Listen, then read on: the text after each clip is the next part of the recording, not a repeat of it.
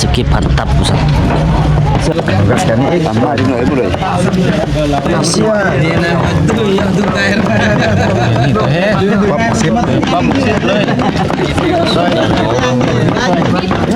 Mana kan?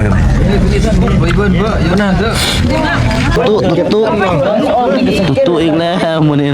ไปเด้อมาลงงัวมื้อนี้งานเป็นสวัสดีตอนค่ำคือเก้าเนาะพี่น้องมื้อนี้ก็มื้องามยามดีคือเก้ามื้อนี้มาลมงัวเนาะพี่น้องมาละพี่น้องเฮาหมดทุกคนนั่นแหละมาช่วยเวียกช่วยงานล่ะแม่ยิงแม่ย่าก็แต่งเวียกแม่ยิงแม่ย่าเนาะแต่งอยู่พวกกินบรรยากาศตอนหัวค่ำทุกคนเลยหัวค่ำแม่ยิงแม่ย่ากะสิประมาณนี้แหละนี่อาหารการอยู่การกินนี่โอ้อันนี้มันแรกเลยมันต้องมาเคยเด้ออันนี้เคยเด้อเคยนี่เมาละเคยนี่อันนี้มันยังไม่ยากเขาเจ้าเฮ็ดอาหารแบบพื้นบ้านพื้นเมืองอาหารบ้านเฮานั่นแหละนี่ช่วยกันบ้านเฮาก็ประมาณนี้แหละช่วยกันแต่งอยู่พวกกินก็บ่มีหยังหลายเบิ่งนี่ก็กำลังลมงัวเนาะบรรยากาศก็สิให้ทุกคนชมบรรยากาศบ้านเฮาทุกคนส่วนนี้ก็คือว่าบ่ได้เข้าภูเข้าป่าประมาณนี้แหละครับบรรยากาศก็บ่ได้เข้าป่าทุกคนเนาะก็มานี่แหละมาแต่อยู่กินช่วยพี่น้อง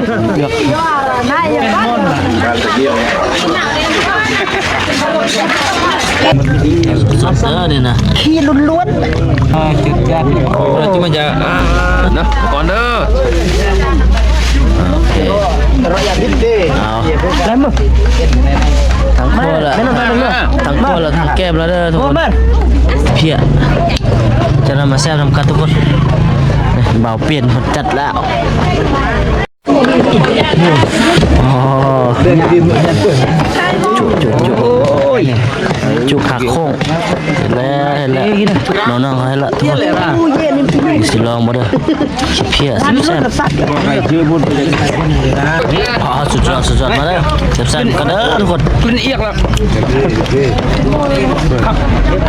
30กิบตับเนาะเอา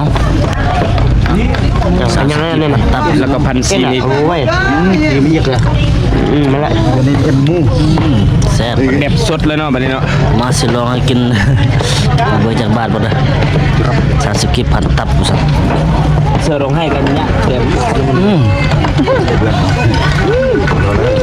ผมยังแค่นี้วิ่งเป็นการได้เลยบ่โซ่ตัวแซ่บนะเสือร้องให้บรรยากาศพบดึกเนาะทุกคนพบแรง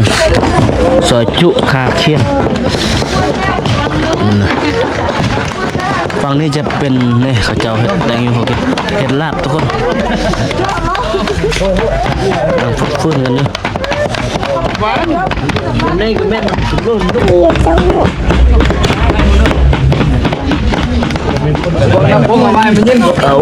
บรรยากาศGaskan ini tambah di mulai mulai. ทางสวยทางเฮ็ดแล้วก็ทางกินพร้อมแก้พร้อมพี่น้องตีจะโหดเด้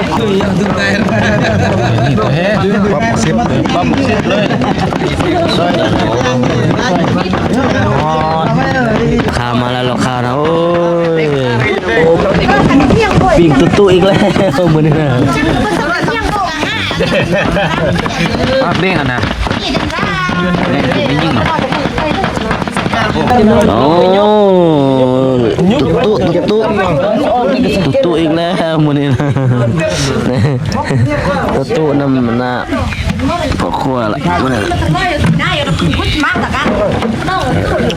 ไอ้ข้าวยับปุ๊บหนูตุยมาแล้วเนี่ยหนูตุยนะเอาน้ำโซเก้เริ่มกินเอาเลย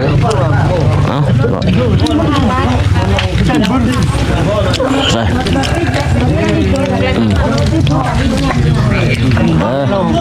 กินโต๊ะพี่น้องเอ้ย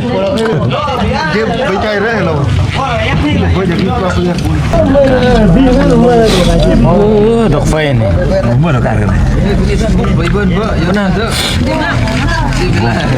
เดี๋ยวคนจะได้โอ้ยนี่ไก่พี่เราจะได้ มันจะมาพูดมา